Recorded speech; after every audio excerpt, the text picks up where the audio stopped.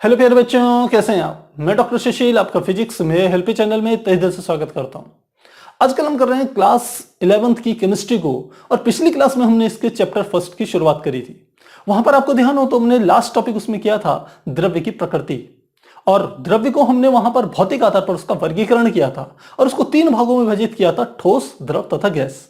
और इसकी हमने वहां विस्तृत रूप से चर्चा भी की थी।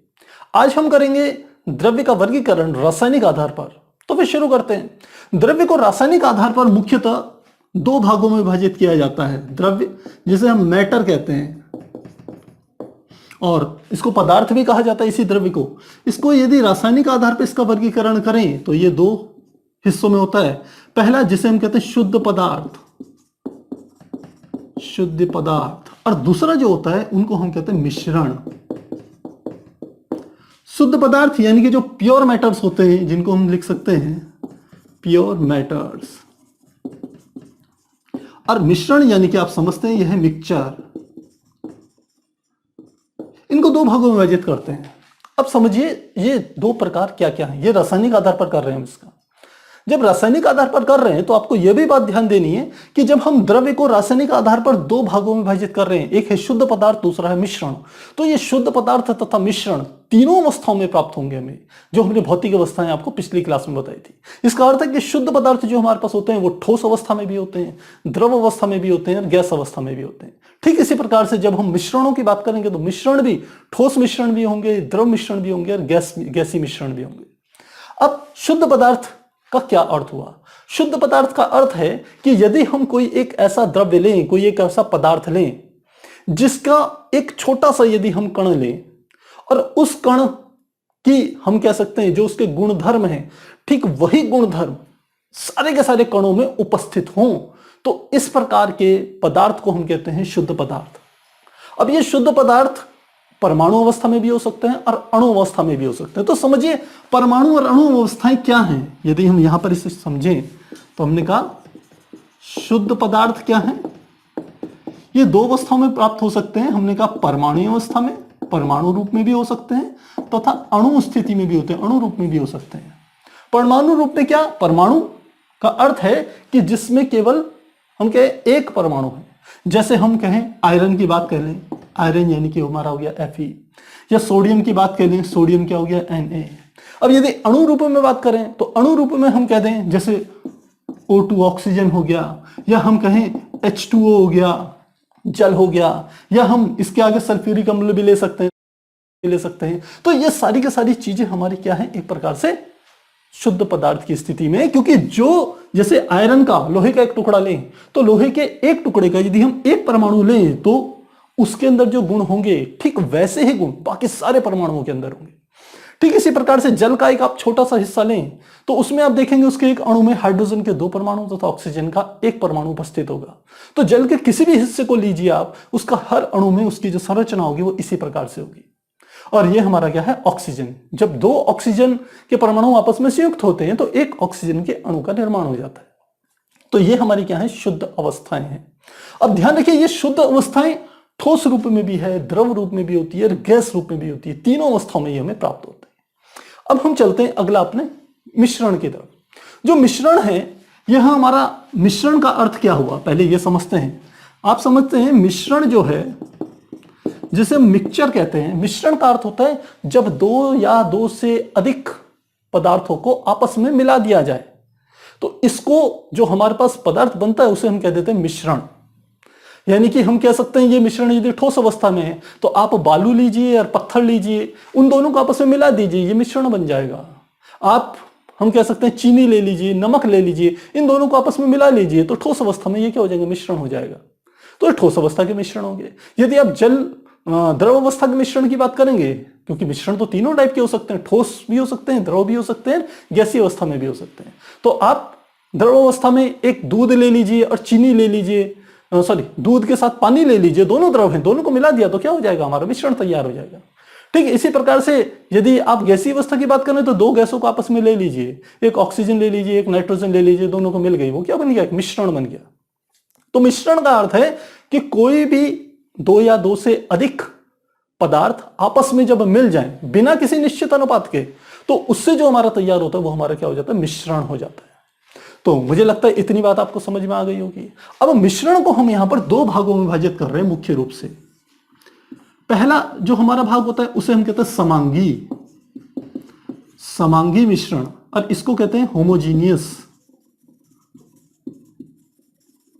और दूसरा हमारा जो प्रकार होता है उसको कहते हैं विषमांगी यानी कि नॉन होमोजीनियस।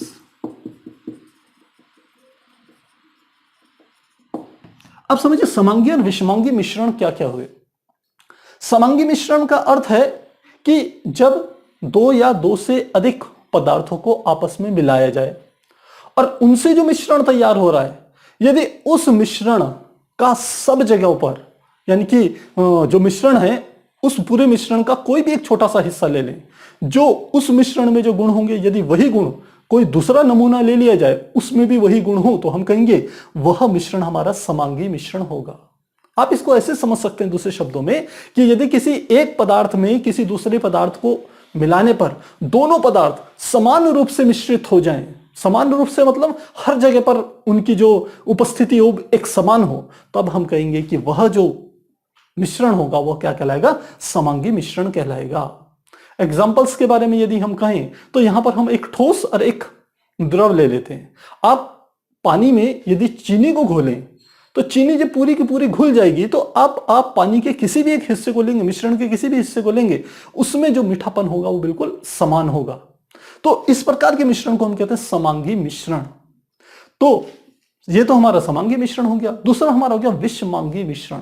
विषमांगी मिश्रण का अर्थ है कि यदि मिश्रण कुछ इस प्रकार से तैयार हो कि मिश्रण के किसी एक नमूने को ले तो उसमें जो जिन पदार्थों को मिलाकर के मिश्रण तैयार किया गया है उनकी मात्राएं अलग अलग प्राप्त हों, और दूसरा नमूना प्राप्त करें तो उसमें पदार्थों की मात्राएं अलग अलग हों, तो इस प्रकार के मिश्रण को हम कहते हैं विषमांगी मिश्रण।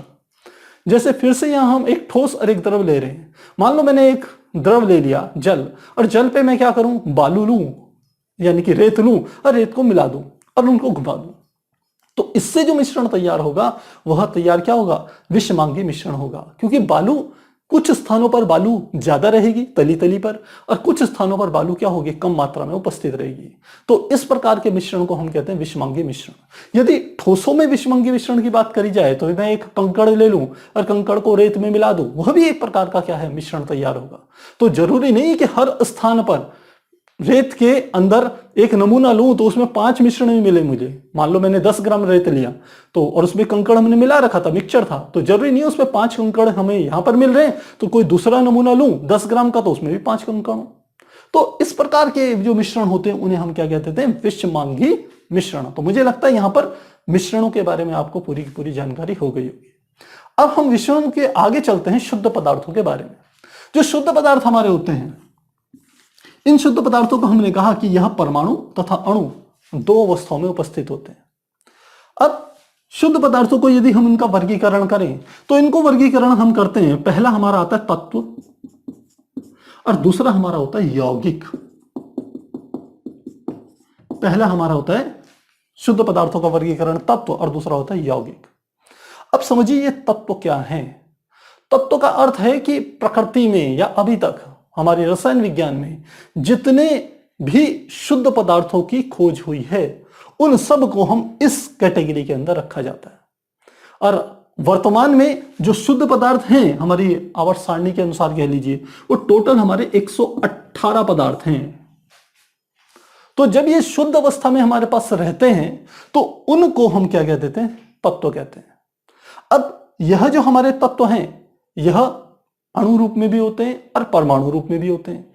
एक परमाणु भी होते हैं, यानी कि हम अणु क्या हुई चीज हुई, आप इस बात को भी समझ लीजिए। परमाणु तो हो गया कि किसी तत्व का एक हम छोटा सा हिस्सा ले लें, सबसे सूक्ष्मतम भाग ले लें, तो वह हमारा क्या कहलाता था, परमाणु कहलाता है। और एक से अधिक परमाणु आपस में संयुक्त होकर के जब निर्माण करते हैं तो उसे हम क्या कह देते हैं, अणु कहते हैं। तो अणु क्या है, एक से अधिक परमाणुओं के संयुक्त होने के कारण जो बन रहा है, जो नई चीज बन रही है, उसे हम क्या कह देते हैं, अणु कह देते हैं। अब ऐसा भी हो सकता है कि जो हमारा अणु हो वो अलग अलग तत्व के परमाणु मिलकर के अणु का निर्माण करें, या ऐसा भी हो सकता है कि एक ही तत्व के एक से अधिक परमाणु मिलकर के किसका निर्माण कर ले, अणु का निर्माण कर ले। तो यहां जब हम जिन तत्वों की बात कर रहे हैं कि जैसा हमने कहा हमारी आवर्त सारणी में कुल मिलाकर के लगभग 118 तत्व हैं, तो इन तत्वों की जब हम बात कर रहे हैं तो ये एक जो तत्व होगा, प्रत्येक तत्व का जो सबसे सूक्ष्मतम हिस्सा होगा वो समान रूप से होगा सब जगहों पर। इसका अर्थ है कि इसमें केवल एक ही प्रकार के परमाणु होंगे, एक से अधिक प्रकार के परमाणु किसी एक तत्व में उपस्थित नहीं होंगे। जैसे मैं बात कर लूं, मान लेते सोडियम की बात कर लें, मैंने कहा सोडियम ले लें, तो सोडियम क्या होता है, एक परमाणु होता है। इसका अर्थ है कि इसके जो घटक होते हैं, ये जो तत्व होता है सामान्यतः ये क्या होता है, ठोस अवस्था में होता है। तो इसमें क्या होता है कि इसका जो न्यूनतम इकाई होती है वो क्या होती है, एक परमाणु होती है। इसी प्रकार से यदि हम बात करें ऑक्सीजन गैस की बात करें, यदि ऑक्सीजन गैस की बात करें तो ऑक्सीजन गैस में दो परमाणु आपस में संयुक्त होकर के किसका निर्माण करते हैं, एक ऑक्सीजन के अणु का निर्माण करते हैं। और उसे कैसे लिखा जाता है, इस प्रकार से लिखा जाता है। इसका अर्थ है कि ऑक्सीजन के दो परमाणु हैं, वो आपस में संयुक्त हो रहे हैं और तब क्या बना रहे हैं, ऑक्सीजन के एक अणु का निर्माण कर रहे हैं। तो तत्व क्या हुए, तत्व का अर्थ है कि जब समान प्रकार के वे सभी पदार्थ जिनमें समान प्रकार के परमाणु उपस्थित हों या अणु उपस्थित हो तो उन्हें हम क्या कह देंगे, तत्व कह देंगे। तो मुझे लग रहा है इतनी बात आपको समझ में आ गई होगी। अब यहीं पे हम चर्चा और कर रहे हैं यौगिकों की। यौगिक तत्व को तो हम इंग्लिश में कह देते हैं एलिमेंट, और यौगिक हमारे होते हैं कंपाउंड। तो हमने कहा कंपाउंड क्या हुए या यौगिक क्या हुए। यौगिक का अर्थ है कि जब दो या दो से अधिक तत्व आपस में एक निश्चित अनुपात में मिलते हैं तो उससे जो नए पदार्थ का निर्माण होता है उसे हम क्या कह देते हैं, यौगिक। तो यहां ध्यान देने वाली बात है कि दो या दो से अधिक तत्व एक निश्चित अनुपात में मिल रहे हैं। किसमें मिल रहे हैं, एक निश्चित अनुपात में मिलेंगे तो किसका निर्माण करेंगे, यौगिक का निर्माण करेंगे। जैसे यौगिकों की यदि एग्जाम्पल कहें तो कौन कौन से होंगे, जैसे हमारी कार्बन डाइऑक्साइड हो गया, या हम कह सकते हैं कोई दूसरा ले लीजिए, या जल ले लीजिए, या आप चाहें कोई दूसरा ले लीजिए, हम ले लेते हैं कैल्शियम कार्बोनेट, ये ले लिया। तो इन सब में क्या हो रहे हैं, ये एक निश्चित अनुपात में एक दूसरे के साथ संयुक्त हो रहे हैं, इसलिए इनको हम क्या नाम दे देते हैं, यौगिक नाम देते हैं। तो मुझे लग रहा है इतनी बात आपको समझ में आ गई होगी। अब हम यहां पर यदि यौगिकों का वर्गीकरण करें, क्योंकि यहां तक हमने आपको बताया कि जो शुद्ध पदार्थ होते हैं दो प्रकार के होते हैं, एक हमारे होते हैं तत्व जिन्हें हम एलिमेंट कहते हैं, और दूसरा हमारे होते हैं यौगिक जिन्हें हम कहते हैं कंपाउंड। अब हम यदि यौगिकों का वर्गीकरण करें तो यौगिकों को मुख्य रूप से दो भागों में विभाजित करते हैं। किसमें, यौगिक, जो यौगिक है उसको दो भागों में विभाजित कर रहे हैं। एक हमारे होते हैं कार्बनिक यौगिक, कार्बनिक यौगिक, और दूसरे हमारे होते हैं अकार्बनिक यौगिक, अकार्बनिक। तो एक हो गया कार्बनिक, दूसरा हो गया अकार्बनिक। यदि इंग्लिश की बात करी जाए तो इसे ऑर्गेनिक कंपाउंड कहा जाता है, ऑर्गेनिक कंपाउंड, और इसे कहते हैं inorganic compound, organic and inorganic compound. अब इसको यदि परिभाषित करने की बात करें तो परिभाषा के अनुसार तो हम ये कह सकते हैं कार्बनिक कंपाउंड मतलब वे सारे के सारे यौगिक जिनमें कि कार्बन मुख्य रूप से उपस्थित रहता है, उनको हम कहते हैं कार्बनिक कंपाउंड यानी कि कार्बनिक यौगिक। और वे सारे के सारे यौगिक जिनमें कार्बन के अतिरिक्त बाकी जो 117 एलिमेंट हमारे पास हैं उनके द्वारा जो यौगिकों का निर्माण होता है उन्हें हम क्या कहते हैं, अकार्बनिक यौगिक कहते हैं। एक तो इस आधार पर हम इसको डिफरेंशिएट कर सकते हैं, दूसरा इनके स्रोत के आधार पर भी कर सकते हैं, क्योंकि कार्बनिक तथा अकार्बनिक दोनों के दोनों जो यौगिक होते हैं ये हमें प्रकृति से भी प्राप्त होते हैं।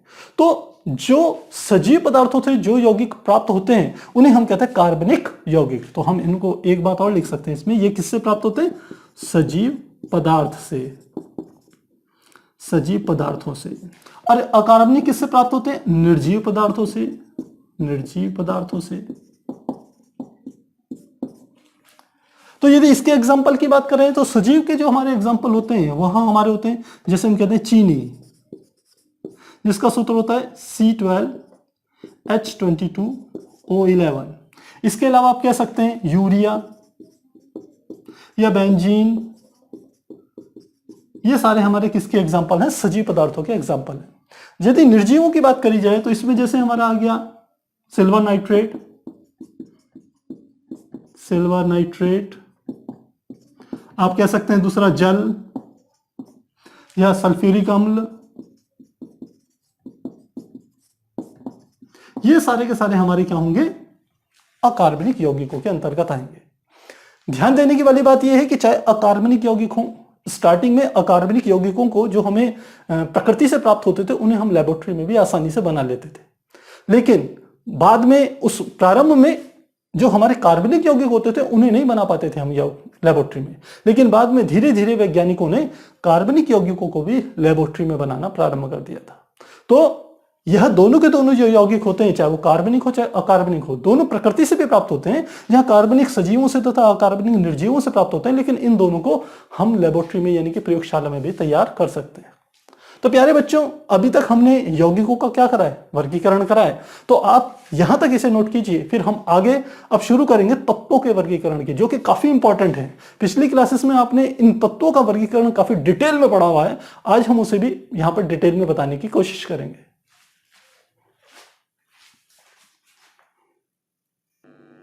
अभी हमने द्रव्यों का वर्गीकरण रासायनिक आधार पर करा था और हमने देखा था वहां पर जो शुद्ध पदार्थ होते हैं वो दो प्रकार के होते हैं, एक हमारे होते हैं तत्व और दूसरे हमारे होते हैं यौगिक। और यौगिकों की हमने दो प्रकार से बताया, एक कार्बनिक दूसरा अकार्बनिक यौगिक। अब हम देखते हैं जो तत्व होते हैं उनका वर्गीकरण हम आगे करते हैं।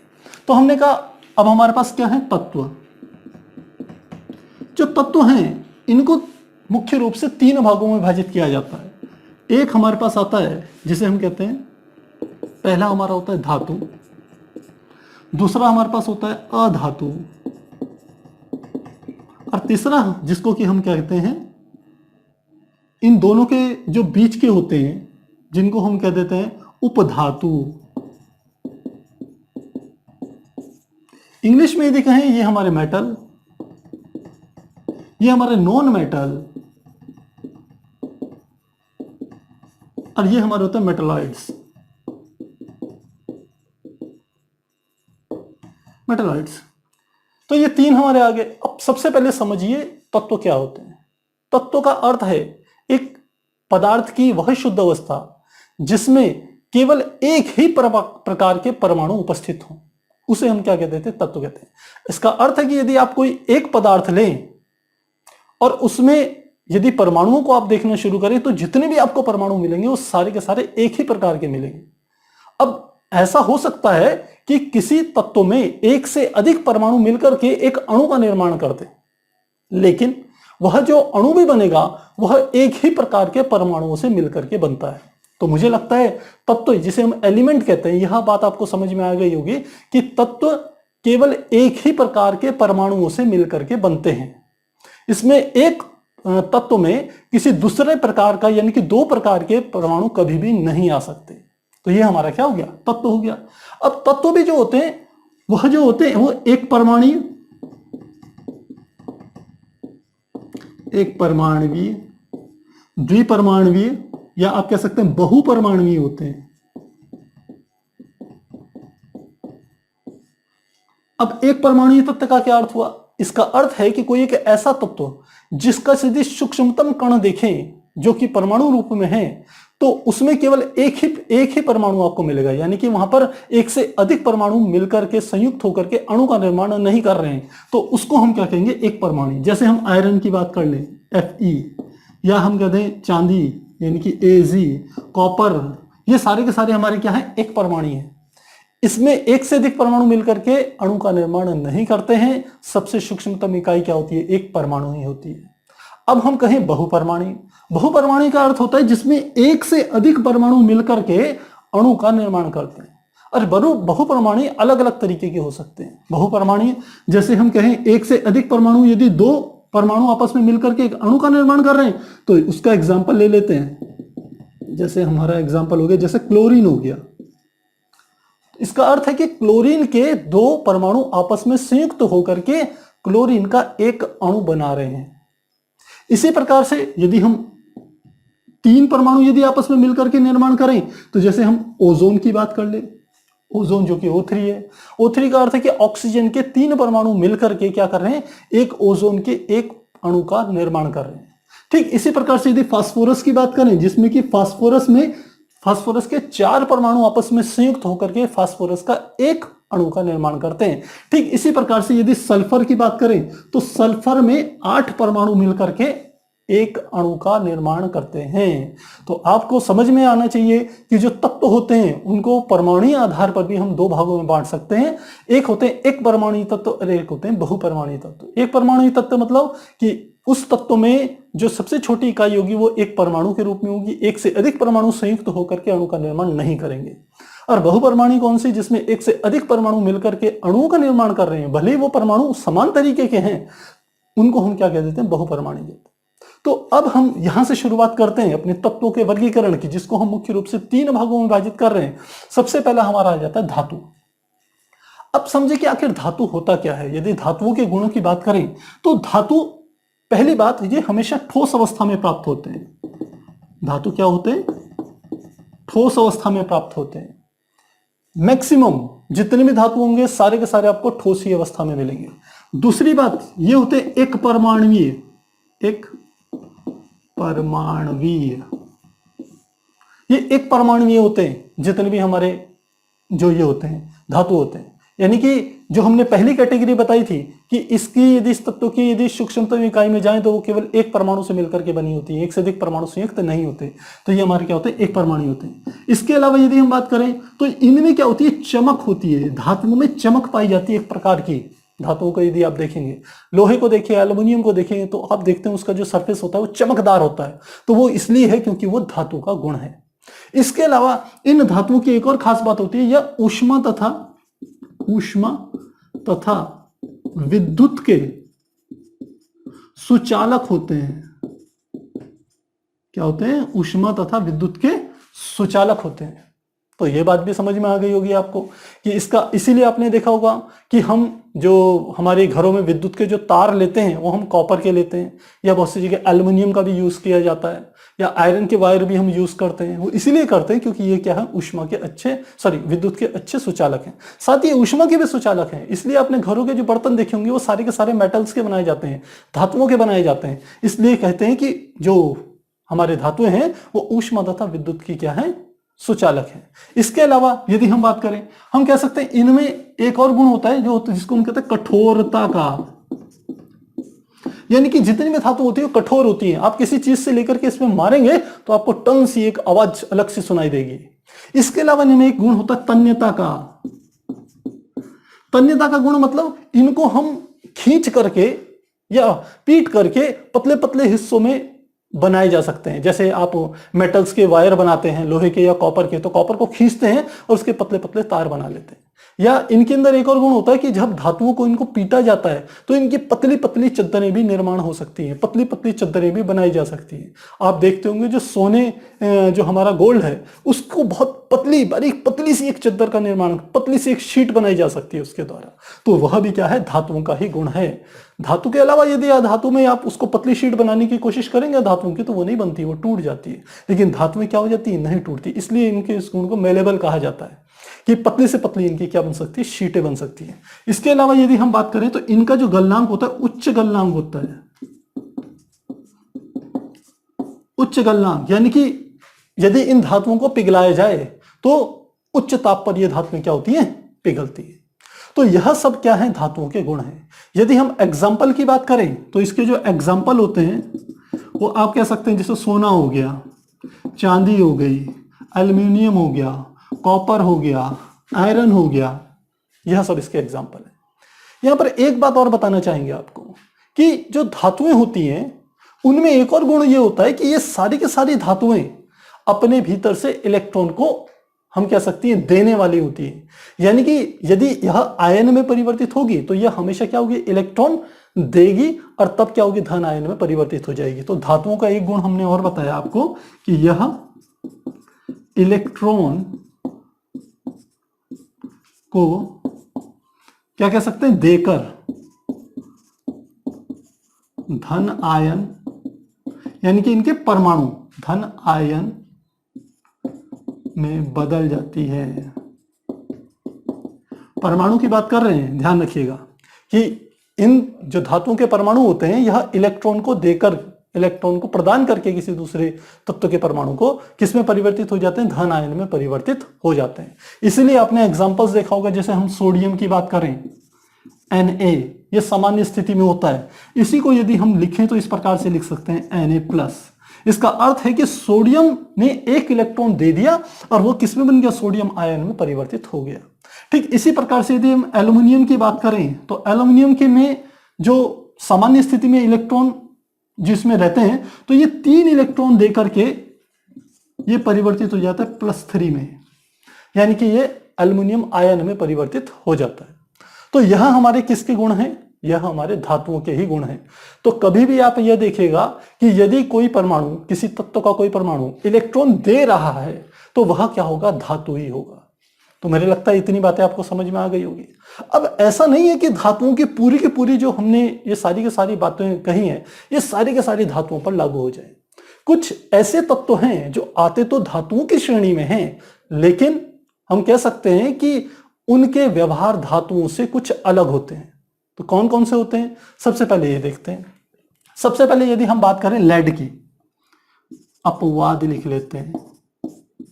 यदि हम बात करें लेड की तो हमने क्या कहा आपको, हमने कहा धातुओं का जो गलनांक होता है वो उच्च गलनांक होता है, जबकि जो लेड है इसका गलनांक क्या है, निम्न गलनांक है। अब लेड की हमने बात कर ली। इसके अलावा यदि टिन की बात करें, एक दूसरी हमारे पास धातु होती है टिन। यदि टिन की बात करें तो हमने ये बाला बताया आपको कि यह क्या होती है, ऊष्मा तथा विद्युत की सुचालक होते हैं। लेकिन जो टिन होता है वह विद्युत का कम सुचालक होता है, कम सुचालक होता है। तो ये क्या है, इसके अपवाद। इसके अलावा हम एक बात और कह सकते हैं, हम कहें कि धातुओं को हमने क्या कहा कि इनमें कठोरता का गुण होता है, लेकिन यदि हम बात करें सोडियम तथा पोटेशियम की यानी कि के की, इनको हम कहते हैं नर्म धातुएं। और नर्म धातुएं इतनी नर्म होती है कि इनको हम किसी कह सकते हैं किसी चाकू से ऐसे करके काट भी सकते हैं। तो ये हमारी क्या होती है, नर्म धातु होती है। ये भी अपवाद है। इसके अलावा हम कहें कि जो मरकरी है या गैलियम है या सीजियम है,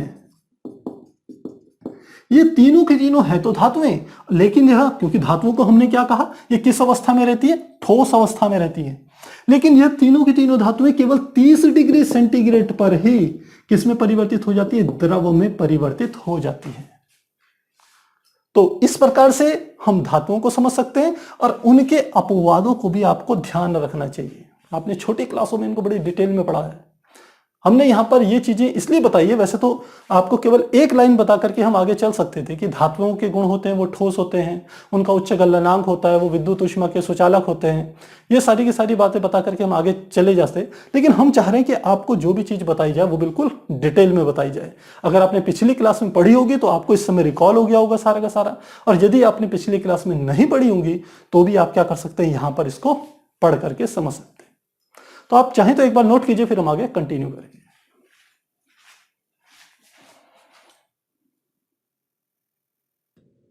अभी हमने धातुओं को समझा, अब हम समझते हैं अधातु को। ठीक, धातुओं में लगभग जो गुण पाए जाते हैं अधातु में लगभग उसके विपरीत गुण पाए जाते हैं। हमने आपको कहा था जो धातुएं होती हैं वो एक परमाणु होती हैं, जबकि अधातु जो होती हैं वो हमारी होती है बहुपरमाणुवीय। परमाणुवीय पहली बात तो इसमें ये आती है। धातुओं में हमने कहा था यह चमक वाली होती हैं, जबकि अधातुएं क्या होती है, चमक रहित, चमक रहित होती है। हमने कहा था धातुओं में कहा था इनका गलनांक उच्च होता है, जबकि इनका जो गलनांक होता है वो हम कहते हैं निम्न गलनांक। धातुओं में हमने कहा था कि यह विद्युत तथा ऊष्मा की सुचालक होती हैं, जबकि अधातुएं जो होती हैं वह विद्युत तथा ऊष्मा की कुचालक,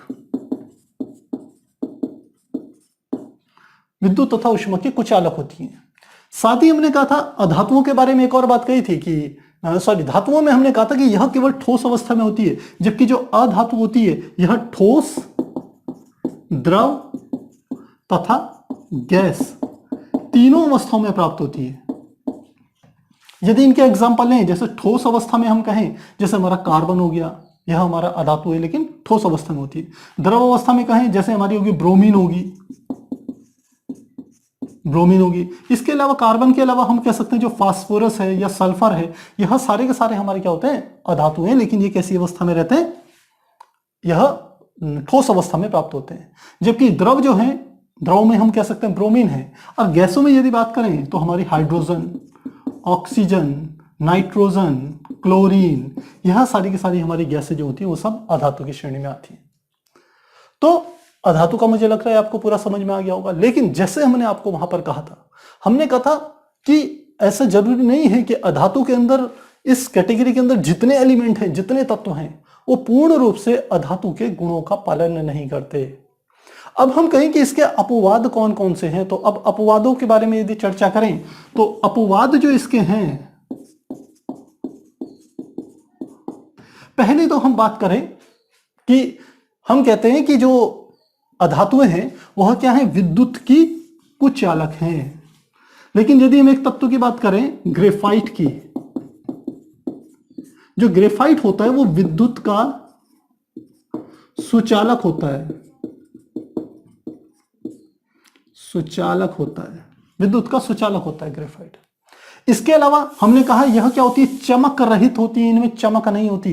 लेकिन यदि हम बात करें ग्रेफाइट की तथा आयोडीन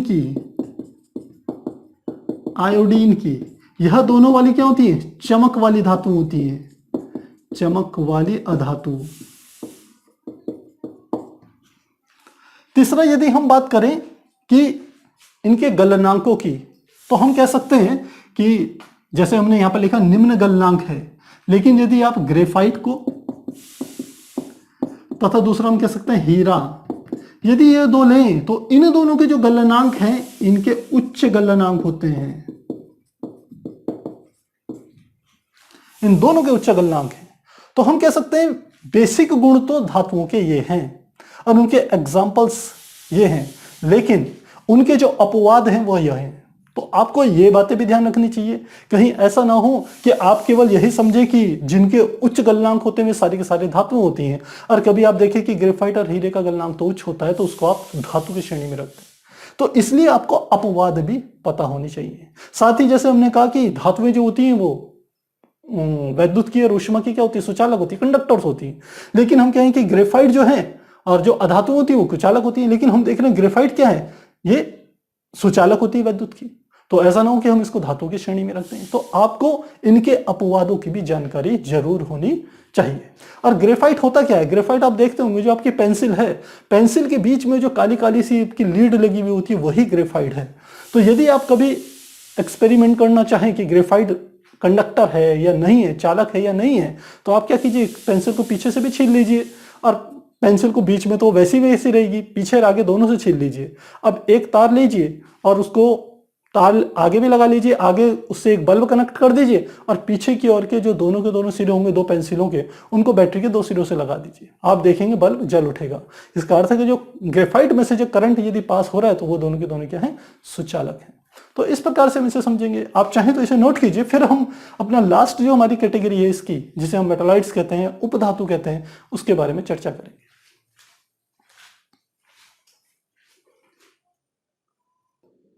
अभी हमने धातुओं तथा अधातुओं के बारे में गहरी चर्चा करी है। अब हम देखते हैं तीसरी कैटेगरी, जिसको हम कहते हैं उपधातु, या जिसे इंग्लिश में मेटालॉइड्स कहते हैं।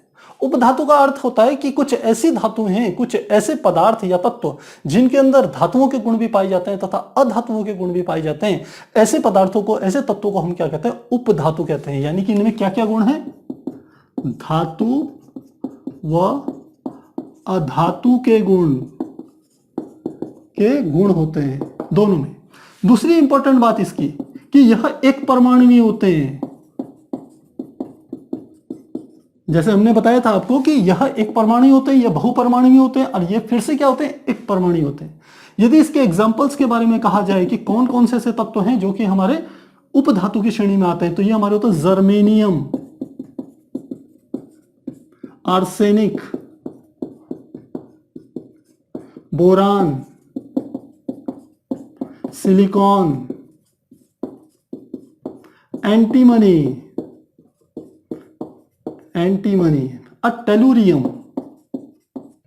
टेलुरियम, ये सारे के सारे हमारे किसकी श्रेणी में आते हैं? उपधातुओं की श्रेणी में आते हैं। अब यह तो हमारी उपधातुएं हैं ही, लेकिन कुछ धातुएं तथा कुछ हम कह सकते हैं अधातुएं ऐसी भी हैं जिनके गुण हमारे उपधातुओं से मिलते जुलते हैं, तो उनको भी हम क्या कर देते हैं? बहुत बार उपधातु की श्रेणी में ले आते हैं। लेकिन यह तो मुख्य रूप से उपधातुएं हैं जितने हमने आपको ये बताया। इसके अलावा अन्य हम कह सकते हैं तत्व जिनमें उपधातु के गुण पाए जाते हैं, उपधातु के गुण पाए जाते हैं, कौन कौन से हो सकते हैं? इसको लिख सकते हैं जैसे कार्बन है, या एल्यूमिनियम है, या सेलेनियम है। Carbon, aluminium, selenium. जैसे कार्बन आप जानते हैं ये क्या होती है? अधातु होती है। एल्यूमिनियम ये हम जानते हैं ये धातु होती है, लेकिन फिर भी इनके गुण जो होते हैं वह उपधातुओं से मिलते जुलते होते हैं। तो इस प्रकार से हम उपधातुओं को समझ सकते हैं। मेन बात है इस कैटेगरी में ऐसे पदार्थों को रखा जाता है, ऐसे तत्वों को रखा जाता है जिनमें धातु तथा अधातु दोनों के गुण उपस्थित होते हैं। तो यहां पर हम कह सकते हैं कि हमारे जो द्रव्य का जो वर्गीकरण था वो यहां पर आकर के समाप्त हो जाता है। इसके अलावा यदि आप अवस्थ सारणी में जाएंगे तो वहां एक और चीज होती है, एक और कैटेगरी है जिसे कि हम कहते हैं आदर्श गैसें। आदर्श गैसों को ही हम अक्रिय गैसें भी कहते हैं, ये भी ध्यान रखिएगा। यहां हम इसको इसलिए बता रहे हैं क्योंकि अभी तक हमने धातु, अधातु, उपधातुओं के बारे में पूरी चर्चा कर ली, सबके गुण लिख लिए। ये थोड़ी सी उनसे डिफर है, इसलिए हम आपको इसके बारे में बता रहे हैं। जो आदर्श गैसें होती है कौन कौन सी होती है? होती है helium, neon, argon, krypton, xenon, radon. ये सारी की सारी हमारी क्या होती है? अक्रिय गैसें या आदर्श गैसें कहलाती हैं। इनकी खास बात क्या होती है? इनको अक्रिय इसलिए कहते हैं क्योंकि यह वातावरण में भी उपस्थित रहती है, ये जल्दी से किसी के साथ क्रिया नहीं करती। यह हम यदि चाहते हैं कि कहीं पर किसी प्रकार की कोई क्रिया ना हो तो वहां पर हम क्या कर देते हैं? ये गैस भर देते हैं।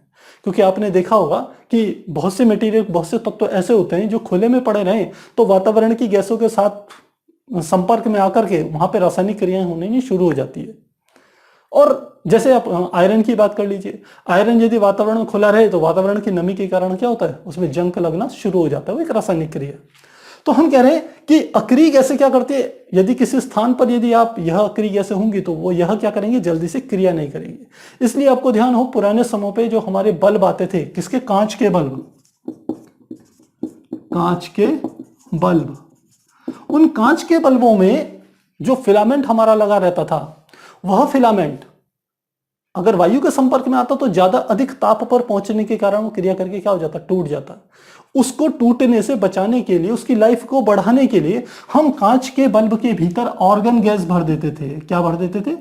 Argon gas. तो क्या होती थी? उसी कांच के बल्ब की जो होती थी लाइफ बढ़ जाती थी।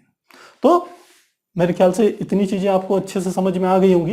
ये आपने पुरानी क्लासों में इसको काफी डिटेल में पढ़ा है, यहां पर तो हम चाहते तो केवल 3-4 मिनट पे इसको कंप्लीट किया जा सकता था, लेकिन हम चाहते हैं आपको जो भी कुछ बताएं वो पूरा डिटेल में बताएं, जिससे आगे कभी इनके बारे में दोबारा चर्चा हो तो आपको ऐसा ना लगे कि हमने ये पढ़ा हुआ नहीं है। तो प्यारे बच्चों, यहाँ पर हम अपनी क्लास को यहाँ पर समाप्त कर रहे हैं। मुझे उम्मीद है आपको आज की क्लास अच्छे से समझ में आई होगी। यदि आपको ये क्लासेस अच्छी लग रही है तो प्लीज इसे लाइक कीजिए। यदि आप चैनल पे नए हैं तो सब्सक्राइब कीजिए, और सबसे इंपॉर्टेंट बात शेयर जरूर कीजिए। तो फिर मिलते हैं अगली क्लास में, तब तक के लिए गुड बाय।